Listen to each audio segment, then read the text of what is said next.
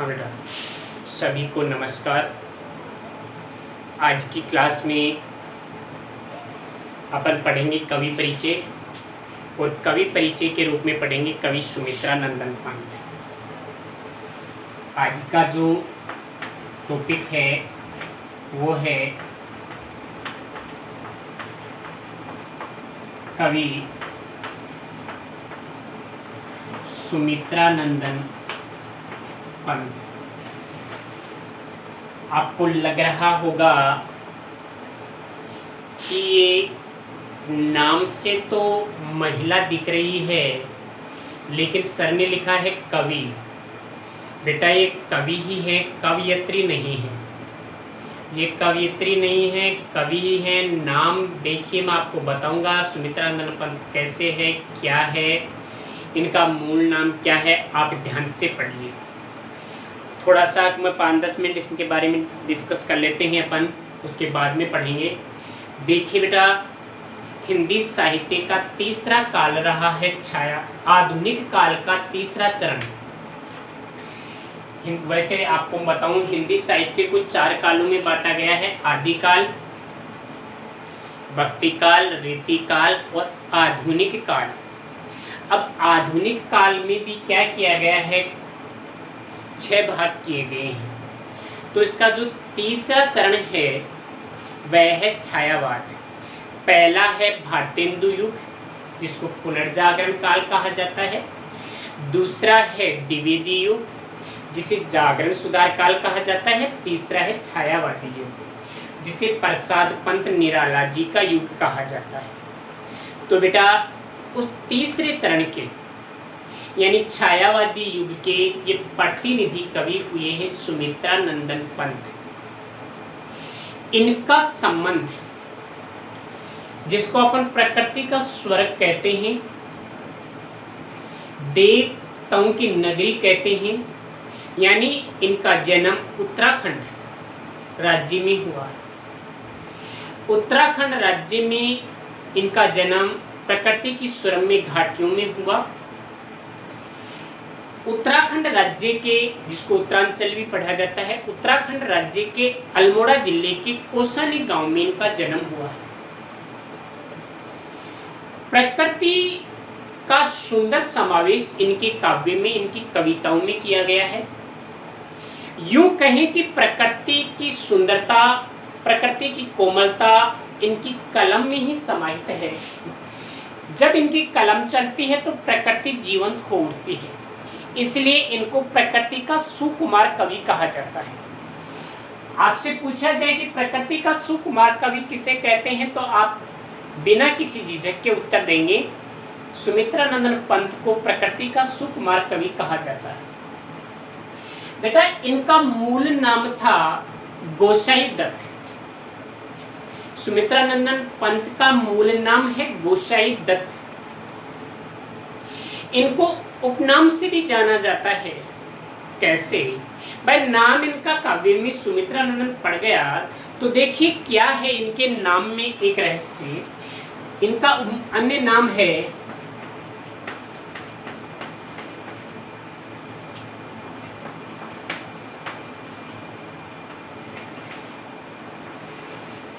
रावणार्यनुज। क्या नाम है बेटा? रावणार्यनुज। देखिए इसका अपन विग्रह करें तो देखना बेटा, रावण, अब यहाँ र आधा है और आधे र के साथ में ई की मात्रा मिलेगी तो ये हो जाएगा, तो अरि प्लस, अब यहाँ से ए निकल गया तो क्या हो गया, अनुज। रावण प्लस अरि प्लस अनुज। अब रावण का अरि यानी दुश्मन और उसका अनुज यानी छोटा भाई। तो रावण के दुश्मन कौन थे? भगवान राम, और उसके छोटे भाई कौन? लक्ष्मण। अब लक्ष्मण की माँ का क्या नाम है? लक्ष्मण की माँ का क्या नाम था? सुमित्रा। इसलिए इनको सुमित्रा नंदन पंत कहा जाता है। इनकी जो रचनाएं हैं, इनकी रचनाओं को 4 श्रेणियों में बांटा गया है। एक तो छायावादी काल से प्रभावित यानी छायावाद से प्रभावित, एक प्रगतिवाद से प्रभावित, एक अरविंद दर्शन से प्रभावित और एक है नव मानवतावादी रचनाएं। यहाँ देखिए बेटा, इनका जो काव्य संसार है वो 1917 ईस्वी से शुरू होता है, 16 ईस्वी से शुरू होता है, 16-17 से शुरू होता है, 77 तक जाता है। इसलिए इनका जो काव्य रचना काल है वह भी बहुत ही बड़ा अपन इसको मानते हैं। तो लिखिए, सबसे पहले लिखेंगे अपन इनके जन्म के बारे में। सबसे पहले क्या लिखेंगे? जन्म के बारे में। इनका जन्म हुआ है बेटा 20 मई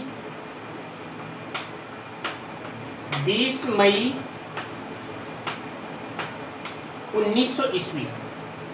याद रहने वाली है आपको, मई वगैरह कुछ नहीं, आप सीधा लिखो 1900 ईस्वी में इनका जन्म हुआ था। अब आप देखिए बेटा, जन्म स्थान के बारे में मैं एक चीज दिखाना भूल गया, लिखिए सबसे ऊपर लिखेंगे आप यहाँ, ये आधुनिक काल के छायावादी युग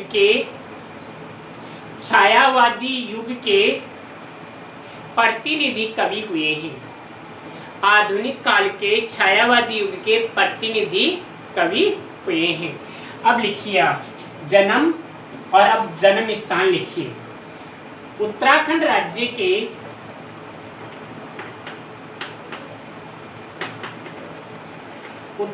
राज्य के अल्मोड़ा जिले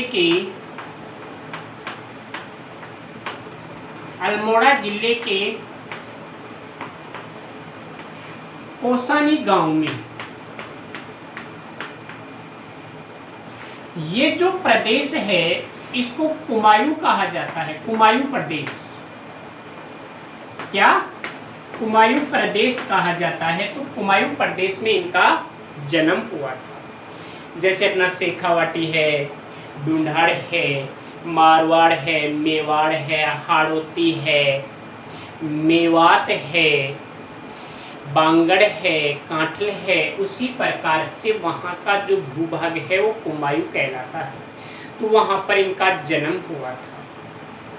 इनका मूल नाम क्या था बताइए बेटा? अभी आपने चर्चा की थी, अभी आपने सुना था, गोसाई दत्त।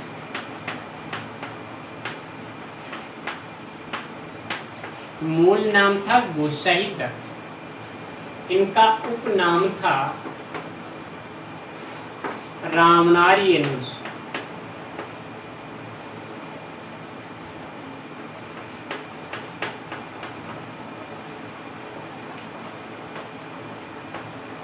रामनारायणुज यानी रावण के शत्रु के छोटे भाई यानी सुमित्रा का नंदन यानी सुमित्रा का बेटा लक्ष्मण। तो इनको लक्ष्मण के नाम से भी संबोधित किया जाता है।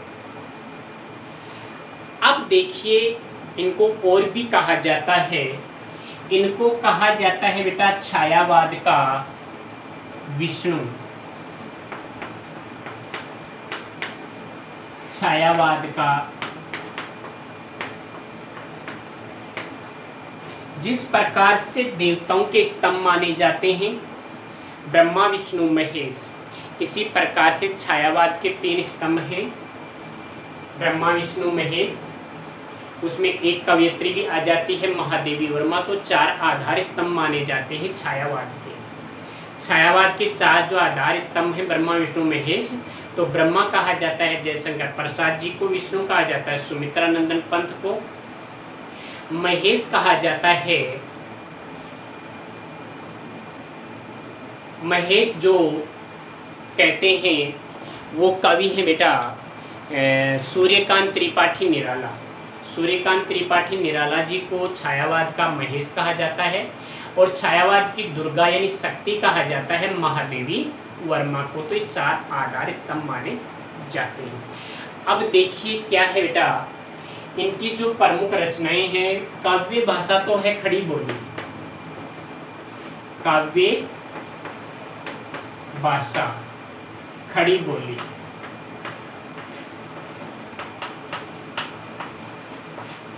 काव्य स्वरूप देखें प्रबंधात्मक महाकाव्य, बड़े बड़े काव्य लिखे गए हैं।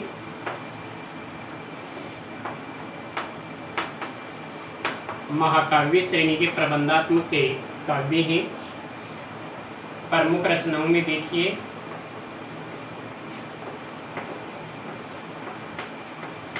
बेटा, वैसे आपको कुछ 2, 4, 5 रचनाएं याद करनी है। मैं बता दूं, इनकी जो रचनाएं हैं वो 4 श्रेणियों में विभाजित की गई हैं। पहले तो आप देखिए ये छायावादी काल के कवि हुए हैं, तो छायावाद से प्रभावित हैं। दूसरा प्रगतिवाद है, अभी चौथा जो काल आएगा उसमें भी उनका प्रभाव है, तो प्रगतिवादी रचनाएं।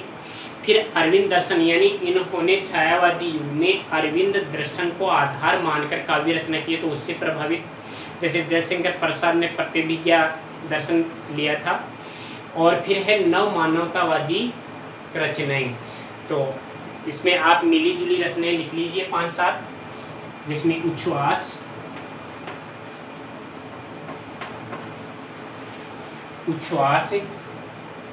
गुंजन, ग्रंथि, पल्लव, ग्रंथि,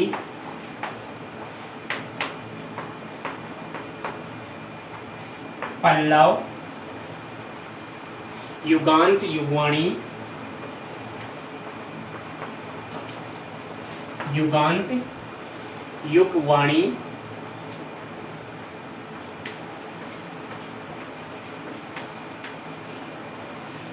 युगवाणी,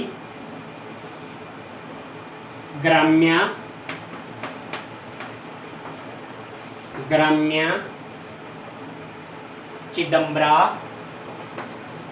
प्रसिद्ध रचना है बेटा चिदंबरा इनकी, चिदंबरा, पतझर,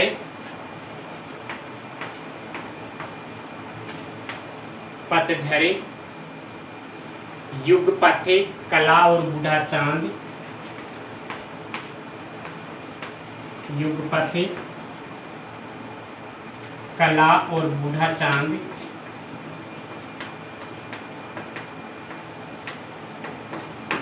बूढ़ा चांद, कला और बूढ़ा चांद, लोकायतन,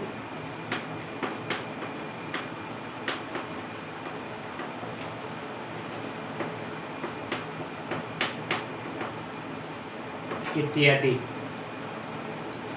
अब यहाँ देखिए बेटा, चर्चा करें, ये तो इनकी प्रमुख रचनाएं हो गई। अब इनका जो काव्य क्षितिज था वो 1916 से शुरू होकर के 1977 तक चलता है, यानी 1916 से इन्होंने काव्य रचना शुरू कर दिया था, 77 तक इन्होंने काव्य लेखन किया था मृत्यु पर्यंत। तो इनकी प्रथम जो रचना थी, इनकी प्रथम जो कविता थी वो थी गिरजे का घंटा। किस नाम से थी बेटा? गिरजे का घंटा, जो 1916 ईस्वी में लिखी गई थी। 1916 से ही इन्होंने लिखना शुरू कर दिया था। इनकी जो पल्लव रचना है, नोट में लिखिए, नोट में लिखिए, पल्लव रचना को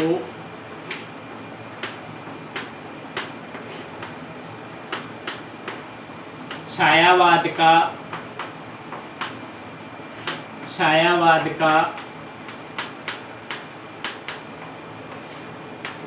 घोषणा पत्र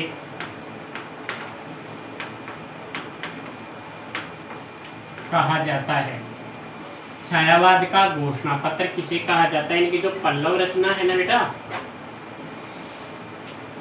1928 में लिखी गई थी, उसको छायावाद का घोषणा पत्र कहा जाता है। अब देखिए, ये एक बहुत बड़े कवि थे बेटा। साहित्य संसार में यूं माना जाए, जो सबसे बड़ा जो पुरस्कार होता है ज्ञानपीठ पुरस्कार, तो इनको 1968 ईस्वी में भारतीय ज्ञानपीठ पुरस्कार दिया गया था, जो हिंदी साहित्य का प्रथम ज्ञानपीठ पुरस्कार था। इनको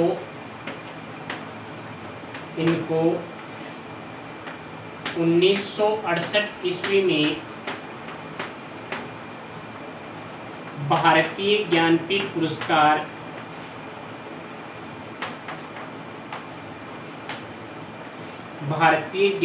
पुरस्कार दिया गया, जो हिंदी का प्रथम पुरस्कार था, प्रथम ज्ञानपीठ पुरस्कार था, प्रथम ज्ञानपीठ पुरस्कार था।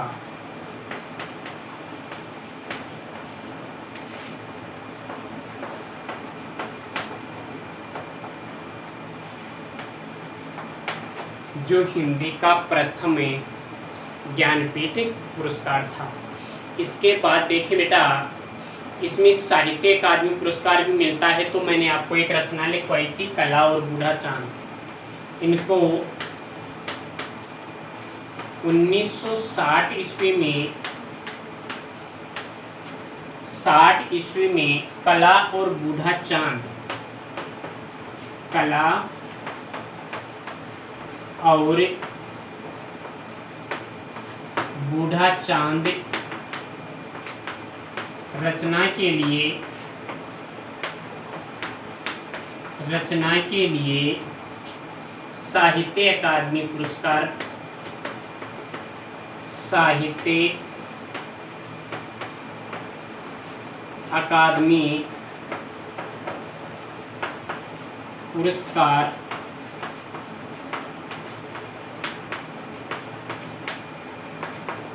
दिया गया था। कला और बूढ़ा चांद रचना के लिए साहित्य अकादमी पुरस्कार दिया गया था।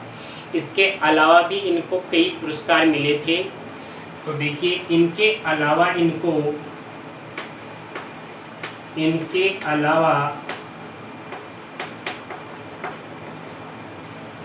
इनको सोवियत लैंड नेहरू पुरस्कार,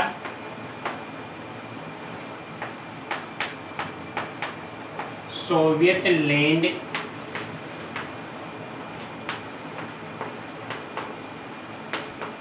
नेहरू पुरस्कार, पद्म विभूषण पुरस्कार,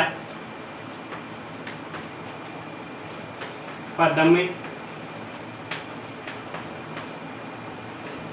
विभूषण पुरस्कार भी प्राप्त हुए,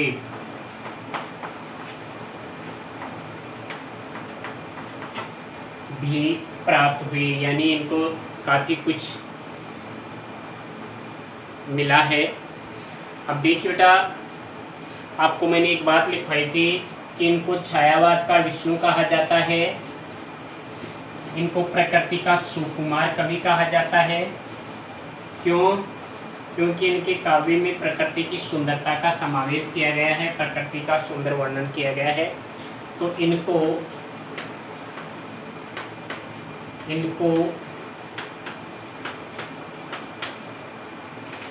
छायावाद का विष्णु, प्रकृति का सुकुमार कवि,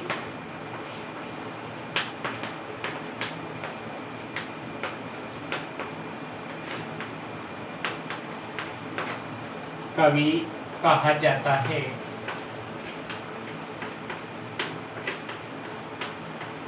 प्रकृति का सुकुमार कवि कहा जाता है। अब देखिए बेटा, इन्होंने काव्य में रोला छंद का सुंदर प्रयोग किया है। और अब लास्ट में देख लीजिए इनका निधन। इनका जो निधन हुआ है वो मैंने आपको अभी बताया था कि इनका जो काव्य लेखन है वो 1977 ईस्वी तक चला है। तो 28 दिसंबर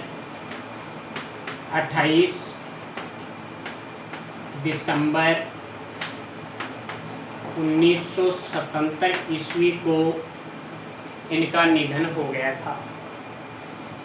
28 दिसंबर 1977 को इनका निधन हो गया था।